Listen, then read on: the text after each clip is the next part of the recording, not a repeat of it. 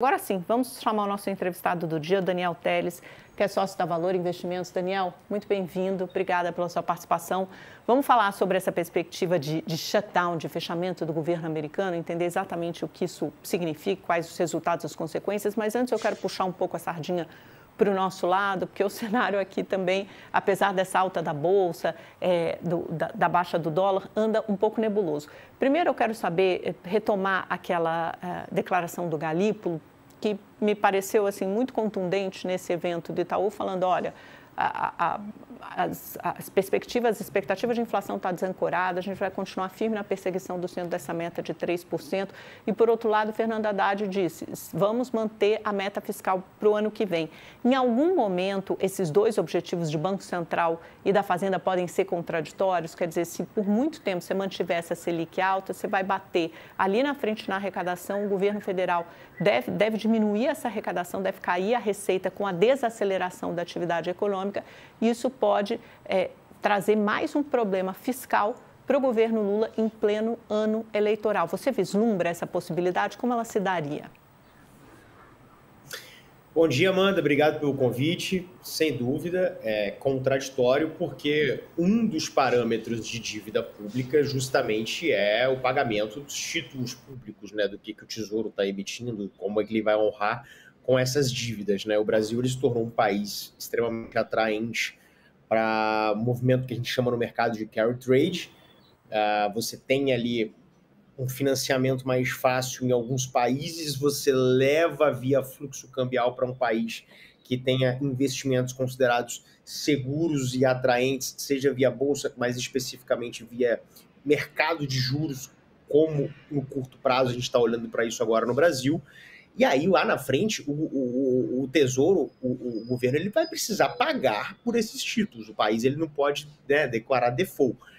Então, acaba sendo, de certa forma, contraditório. Agora, a fala do Galípolo, ela é muito clara a respeito do controle da inflação. De que ele não está confortável, né? Até na semana passada ali, ele usou uma expressão de que né, ele manteve a expressão do período bastante prolongados para juro nesse patamar. E ele também reforça muito de que ele olha o indicador de inflação e que por este motivo não se sente confortável para poder fazer ali um corte, né, na Selic. Então, sob esse ponto de vista, faltam dados ali, a sustentabilidade de alguns dados para que ele possa realmente tomar essa decisão. A gente tinha muita expectativa agora com os Estados Unidos cortando na última reunião do FONC, há 2 semanas atrás, e aí o Fed corta historicamente essa taxa de juros entre Brasil e Estados Unidos, não tem essa discrepância toda. Opa, vai abrir um caminho para o Brasil poder cortar também. Só que aí você tem indicadores da economia mostrando extrema resiliência, né? Olha, o dado de desemprego ele é interessante, né? Que foi divulgado ontem de empregos formais, perdão, desemprego não, de empregos formais. Você tem ali levemente abaixo da expectativa, mas em cenário de juro alto, você tem um crescimento ali comparado a outros meses. Então, isso mostra a economia brasileira com muita resiliência, né? Mais emprego, mais serviço sendo contratado, como foi o que a gente viu ali na última prévia do IPCA, né? O setor de serviços atuando ali como um dos pilares para o IPCA ter vindo acima do consenso ali mesmo que marginalmente. Então, você está tendo consumo acontecendo, contratação de serviço só acontece quando você tem uma economia minimamente aquecida. Tudo isso vai corroborando para o discurso mais contracionista do Banco Central. E por que a taxa de juros... vejo como... Não, diga, pode completar seu raciocínio. Só para concluir. Eu vejo ali certa contradição entre ter uma Selic tão alta e a preocupação com a dívida pública, né? Mas a gente nunca teve tão claro o que o Banco Central está olhando. O Banco Central está olhando IPCA e não está confortável em cortar, enquanto isso não voltar pelo menos para a banda superior da meta. Daniel, por que está demorando tanto para os juros fazer efeito na economia? Quer dizer, ele vem fazendo efeitos, né? Porque a gente vem observando a desaceleração da atividade na indústria, no serviço ainda muito lateralmente, mas, por outro lado, tem um fator que continua pujante, que é o mercado de trabalho, esse fator para o qual você apontou, e ainda com salários atingindo máximas recordes, ou seja, as pessoas continuam consumindo serviços, isso pressiona a inflação. Por que os juros não fazem efeito nesse canal? Essa é a pergunta de $1 milhão, né? Eu acho que assim, Amanda, o que a gente tem que olhar muito, muito atento é você já está com a Selic acima aí de 14%, tá fechando um intervalo de 12 meses praticamente, acima de 14, né? Estamos com ela em 15. Então, assim, o que já é considerado muito alto, né? Então, é isso que o Banco Central está tentando entender. Você está tendo muita entrada de dólar via fluxo cambial, o enfraquecimento internacional do dólar, ele acaba ali dando certo fôlego para a economia, o desemprego nas mínimas, né? Seja uma parte ali por interferência direta do governo, né? Mas principalmente por uma sustentabilidade na geração de vagas formais, né? É tão óbvio, né, o caminho para todos os economistas de que você sobe os juros, torna o dinheiro mais caro, aquele microempreendedor ele não vai querer expandir o seu negócio, mas por algum motivo ele está expandindo, né? Ele está crescendo a sua empresa porque essa contratação está acontecendo. Então, tirando os setores que sofrem de sazonalidade, a gente viu isso em todos os setores. Então, é complexo a gente fazer qualquer tipo de projeção ou aposta. Mas eu diria que isso tem a ver com uma desvalorização internacional do dólar, você tem um dólar entrando aqui. Isso até pode ser bom para o IPCA lá na frente, né? Mas você tem uma cadeia de suprimentos e de importação menos pressionada nesse curto prazo. Acho que o grande ponto é a economia, ela está mostrando essa resiliência, mesmo com um remédio mais amargo que poderia estar sendo dado. Então, eu acho que o Banco Central ele vai precisar de mais dados. Essa convergência está muito lenta ali para o centro da meta. Então, a gente fica ali meio que de mãos atadas sem saber o porquê que isso mostra tanta força. Eu acho que conversa um pouco com isso. Um cenário inflacionário e via cambial de entrada de dólar menos pressionado. Isso acaba deixando ali algum alívio financeiro para algumas cadeias de produção, e aí essa geração de emprego consegue compensar a margem, mesmo com outros custos elevados. Interessante. Agora, Daniel, jogando um pouquinho para frente, pensando no ano que vem. Então, a gente tem uma Selic que vai se manter em 15%, que vai começar o ano provavelmente em 15%. Alguns investidores apostam no início de uma redução em janeiro, outros em março. De qualquer forma, a Selic vai continuar muito alta. E aí a gente está entrando num ano eleitoral em que, tradicionalmente, os governos gastam mais. Esse é o grande temor do mercado. Só que se você mantiver essa Selic alta e a desaceleração da atividade econômica, você tem menos tributos e impostos sendo recolhidos, menos dinheiro entrando no caixa do governo. Ou seja, ele pode ser obrigado de duas uma, ou mudar a meta fiscal, ou então fazer um contingenciamento maior, porque ele vai ter uma queda de receita. Você vislumbra esses cenários como factíveis? Quer dizer, isso pode acabar criando um grande nó ali para o governo desatar em pleno ano eleitoral? Sem dúvida.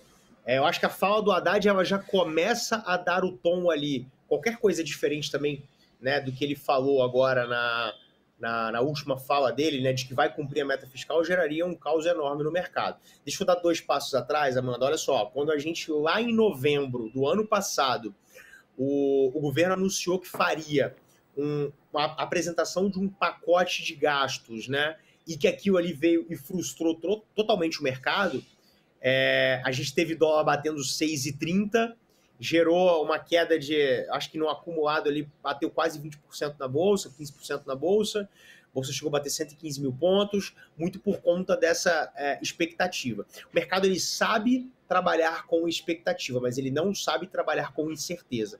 Contingência, eu acho que é um caminho que pode acontecer, a gente passou por isso esse ano, né? A preocupação cada vez mais das pessoas, elas falam sobre a trajetória da dívida PIB, né? Em pleno ano eleitoral, você vai ter, de um lado, muito provavelmente, né, um tom de quem tem a máquina na mão querendo sinalizar calmaria, de que não vai quebrar a meta fiscal, mas que a gente sabe que, historicamente, esses gastos eles acontecem. Você tem um governo tentando reeleição. E, de outro lado, essa taxa de juros nesse patamar, ela vai servindo cada vez mais como uma alavanca para essa dívida pública, e isso vai gerar uma bola de neve para o problema. Então, qual que é o cenário que eu vejo, assim, para falar de forma bem objetiva? O governo, ele já começa a adotar um tom de responsabilidade fiscal, né? Mas ao mesmo tempo em que está muito confortável nesse momento um cenário de reeleição para o presidente Lula. Muita coisa será medida pelas pesquisas e pelo que vai acontecer, a volatilidade de mercado ali nos primeiro e segundo trimestre do próximo ano. Acho que o primeiro trimestre ele vai ser muito importante, porque a direita ela não tem um nome claro ainda de quem será o seu candidato. Então, enquanto você tem pesquisas de aprovação do governo saindo ali de forma positiva, nenhum nome forte na direita, principalmente abraçado por Bolsonaro, vindo para concorrer de forma direta, né, que tenha tido ali uma sinalização. O tom do Haddad ele vai ser de extrema calmaria, de que estamos comprometidos com a meta fiscal, né? E aí eu acho que essa dose ali, o pé no acelerador em relação aos gastos, eles vão acontecendo conforme for saindo novos nomes, novas pesquisas e a incerteza de uma reeleição puder entrar no radar. Interessante. Isso, eu acho que o tom é esse. Esse, Daniel. Muito interessante essa sua análise. Por enquanto, o Lula está reinando solo, portanto, não é preciso tanta preocupação. Preocupação está acontecendo no governo americano. A gente tem 3 minutinhos. Eu quero botar uma reportagem aqui do UOL. O vice-presidente dos Estados Unidos, J.D. Vance, já disse que o seguinte: caminhamos para o shutdown, depois de uma reunião de Trump com líderes democratas e republicanos. Eu já falei sobre isso no começo do jornal. Queria que você nos contasse, Daniel, o que exatamente é esse shutdown. A gente não tem o conhecimento, isso não acontece, não é algo regular, por exemplo, no Brasil. Mas lá eles precisam de uma licença do Congresso para aumentar o teto, né, dessa dívida, desse financiamento no governo, senão tudo fecha. O que isso pode acarretar para a economia americana? De um lado, você tem os democratas apresentando o orçamento, os republicanos querendo fazer cortes na máquina pública, né? Shutdown simplesmente significa parar o Estado, parar a máquina pública americana. Da última vez que isso aconteceu, salvo engano, 2019, ficou paralisado por 5 semanas por conta de divergência no Congresso, e o impacto disso foi de 3 ou 5 bi agora, me fugiu, acho que 3 bi, 5 semanas parado, 3 bilhões de dólares de prejuízos à máquina pública. Para-se simplesmente a máquina estatal. Somente serviços essenciais continuam operando e sem remuneração. É importante dizer isso, porque enquanto você não tem ali a resolução e a aprovação entre eles, a máquina pública ela fica 100% paralisada. Folha de pagamento, serviços, importação. Então, a gente já vê um movimento desde que o presidente Trump ele assumiu, criou ali o Departamento de Eficiência do Estado, mais de 2 mil cortes ali em funcionários do alto escalão do governo já aconteceram. Então, você tem um risco muito claro desse shutdown, não só pelo que o J.D. Vance ele sinalizou, mas muito por um embate ideológico ali dos democratas estarem tentando aprovar o seu orçamento, né? E o Trump ele bateu desde o primeiro momento na sua corrida eleitoral, de que a máquina pública americana estava inchada, os gastos e a ineficiência do governo eram muito altos. Então ele tem agora, tá estranho chamar, né? Mas ele tem a possibilidade de reforçar o seu pensamento, né? De que ele estava falando sério ali na corrida eleitoral, e as consequências disso para não só o Estado americano, mas uma vez que a gente está falando da maior economia do mundo, é gigantesco. Então, todos os países podem ser afetados, diferentes secretarias e agências públicas elas vão parar de funcionar, e todo mundo que faz interface de alguma forma com o governo americano vai ser impactado por isso. Mas só para acrescentar aqui, né, Daniel, esse governo Trump tem muito de perdulário, porque só a Big Beautiful Bill que eles aprovaram no Congresso vai adicionar, segundo economistas, previsão de economistas, uns 3 trilhões de dólares em dívida na próxima década. cortar impostos. E está tarifando o mundo inteiro para poder resolver a dívida pública americana. O que provavelmente não vai acontecer, né? Quer dizer, dificilmente você consegue fechar esse buraco, fechar essa conta só com as tarifas, mas parte das tarifas certamente será endereçado por isso. Portanto, não tem nada daquele governo clássico, conservador, liberal, dos republicanos de antigamente, não. É um governo que também aposta no corte de impostos e no aumento de gastos em outros setores, né? Imigração, segurança pública, mas certamente não privilegia a saúde, que é a demanda dos democratas.